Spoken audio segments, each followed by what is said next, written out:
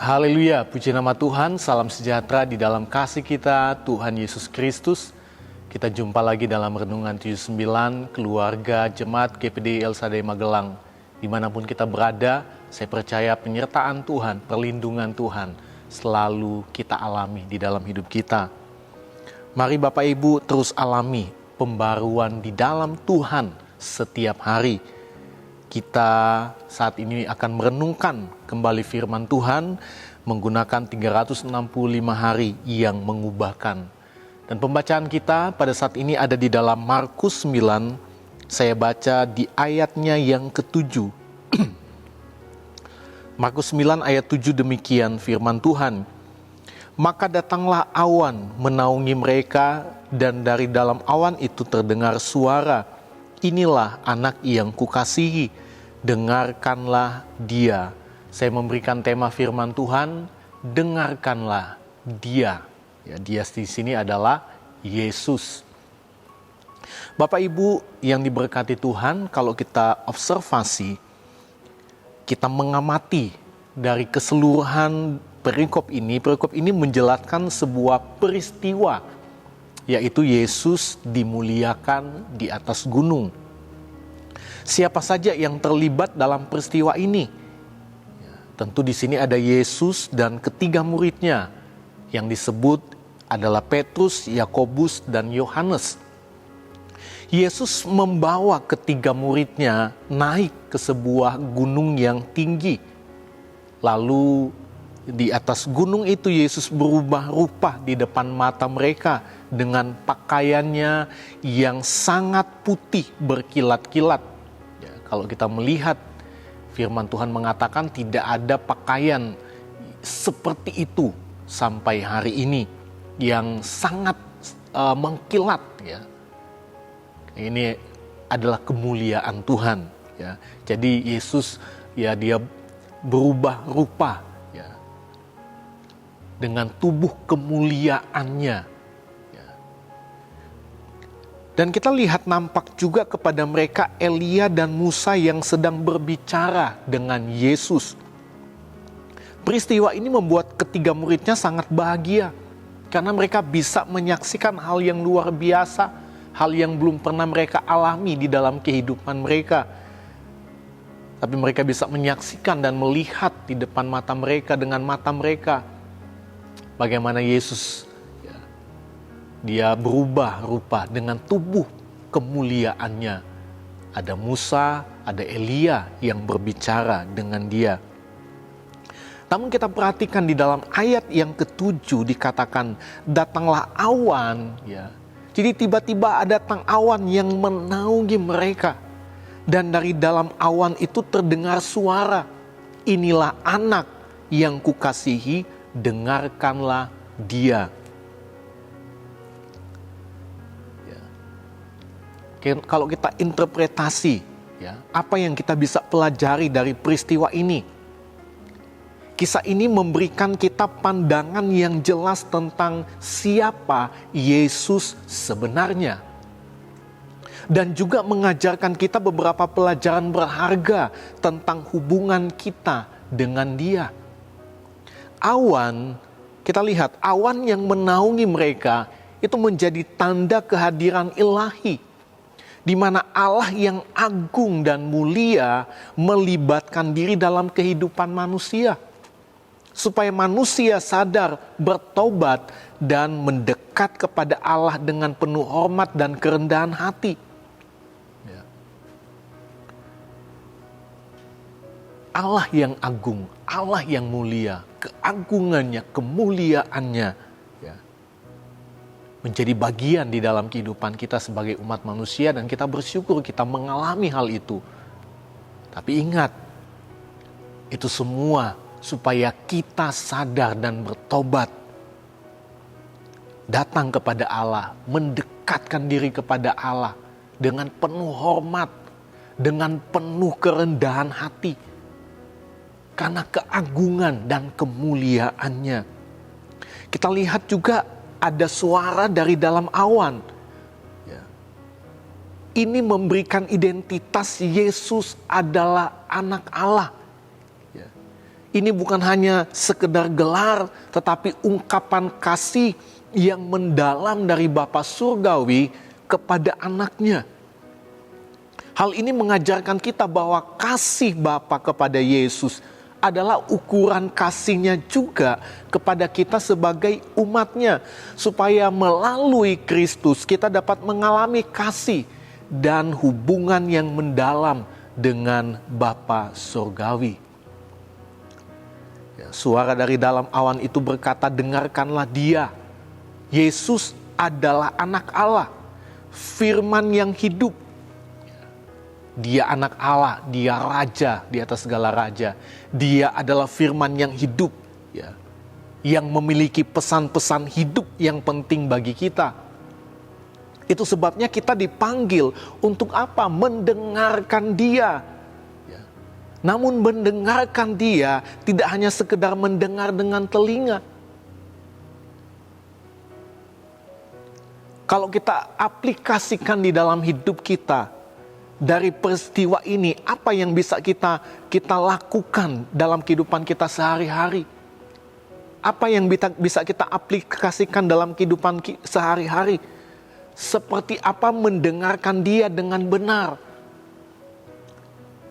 Yang pertama, memusatkan perhatian kita hanya kepadanya melalui kita membaca Alkitab, membaca firman Tuhan. Kita percaya Alkitab itu bukan hanya sekedar buku yang berisi firman Allah, tetapi Alkitab adalah firman Allah. Bapak Ibu, keluarga jemaat GPDI El Shaddai Magelang, dengan membaca Alkitab, kita dapat memahami ajarannya. Kita tahu bagaimana hidup yang menyenangkannya, menyenangkan hati Tuhan. Ya, kita tahu lewat firman Allah yang kita baca, lewat Alkitab yang kita baca. Kita akan mengetahui rencananya bagi kita. Ada banyak orang tidak mengetahui rencana Tuhan. Ada banyak orang yang tidak mengerti tentang apa yang berkenan kepada Allah. Sehingga tanpa mereka sadari mereka sedang berdosa di hadapan Tuhan. Tapi ketika kita membaca Alkitab, kita belajar firman Allah, kita akan mengetahui, oh seperti ini hidup yang menyenangkan hati Tuhan. Seperti ini perkataan yang menyenangkan hati Tuhan. Kita mengetahui rencananya. Itu sebabnya mari kita rajin membaca dan merenungkan firman Allah sebagai cara untuk mendengarkan suaranya. Ya, baca Alkitab. Ya. Dan yang kedua, melakukan firman-Nya dengan taat dan setia. Dan hidup sesuai dengan kehendak-Nya. Jadi ternyata mendengarkan Dia, ya, tidak hanya sekedar mendengar dengan telinga, tetapi kita melakukan firman-Nya dengan taat dan setia. Dan hidup sesuai dengan kehendak-Nya. Ya. Ada banyak orang mendengar firman Allah tetapi tidak melakukan firman Allah. Ada banyak orang yang mendengar firman Allah tapi tidak hidup dengan firman Allah. Di dalam Yakobus 1 ayat 22 dikatakan, tetapi hendaklah kamu menjadi pelaku firman dan bukan hanya pendengar saja, sebab jika tidak demikian kamu menipu diri sendiri. Jadi kita harus hidup melakukan firman Allah. Karena dengan melakukan firman Allah, kita adalah orang-orang yang sedang mendengarkan Dia dengan baik. Supaya sama seperti firman Allah katakan, kita tidak membohongi diri kita sendiri. Yang ketiga, meninggalkan dosa. Ternyata ada dosa yang harus kita tinggalkan. Dosa apa yang harus kita tinggalkan? Kemalasan membaca firman Tuhan. Ya. Ternyata ketika kita malas untuk baca Alkitab, malas untuk bersekutu dengan firman Tuhan, itu adalah dosa. Jadi kemalasan untuk bersekutu dengan firman Tuhan adalah dosa. Banyak orang tidak menyadari hal ini. Atau kita bermalas-malasan tidak mau baca Alkitab, itu adalah dosa. Dan dosa ini yang harus kita tinggalkan. Tinggalkan dosa kemalasan membaca firman Tuhan, dosa tidak taat dan setia kepada firman Tuhan. Dan kita ambil komitmen untuk setia mendengarkan Dia. Jadi saya kira hal yang simpel ya, kita lakukan di dalam setiap kehidupan kita. Kita mulai bangun ya, semangat untuk baca Alkitab, baca firman Tuhan.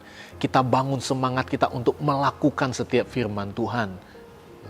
Memang ada banyak pengaruh di luar. Ada banyak hal yang seringkali tanpa kita sadari membuat kita malas untuk baca Alkitab, sehingga itu menjadi alasan kita. Ada banyak alasan orang ya berkata, saya tidak punya kesempatan waktu untuk baca Alkitab, mungkin dengan pekerjaan, dengan saya kira Alkitab juga ada di HP kita ya. Yang kita bisa kemana-mana ada Alkitab ya. Baca Alkitab, baca firman Allah, lakukan firman Allah.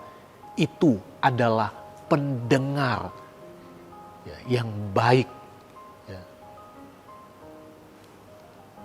Firman Allah memanggil kita saat ini, dengarkanlah Dia.